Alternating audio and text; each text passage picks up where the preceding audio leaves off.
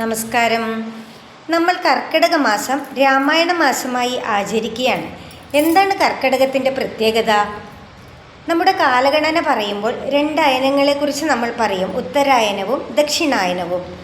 സൂര്യൻ്റെ തെക്കോട്ടും വടക്കോട്ടുമുള്ള യാത്രയെ അടിസ്ഥാനപ്പെടുത്തിയാണ് കാലഗണന നടത്തുന്നത്. ഉത്തരായനം ദേവന്മാരുടെ പകലും ദക്ഷിണായനം ദേവന്മാരുടെ രാത്രിയും ആണ്. കർക്കിടകം മുതൽ 6 മാസം ദക്ഷിണായനവും മകരം മുതൽ 6 മാസം ഉത്തരായനവും. അപ്പോൾ കർക്കിടക മാസത്തിൻ്റെ പ്രത്യേകത എന്താ പറഞ്ഞാൽ, ദേവന്മാരുടെ രാത്രി ആരംഭിക്കുന്ന മാസം. രാത്രി ആരംഭിക്കുന്ന സമയം എന്താണ്? സന്ധ്യാസമയം. സന്ധ്യാസമയത്ത് പുരാണ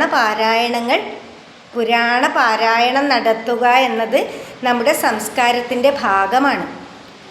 അതുകൊണ്ട് തന്നെ കർക്കിടക മാസത്തിൽ രാമായണ പാരായണം നടത്തുന്നു. കൂടാതെ തന്നെ ദക്ഷിണായന സമയത്ത് ഉപാസനകളുടെ കാലമാണ്. ഉപാസനകളിൽ നിന്നും ആർജിച്ചെടുത്ത ശക്തി കൊണ്ട് ഉത്തരായന കാലത്ത് കർമ്മങ്ങൾ ചെയ്യുന്നു. നമസ്കാരം.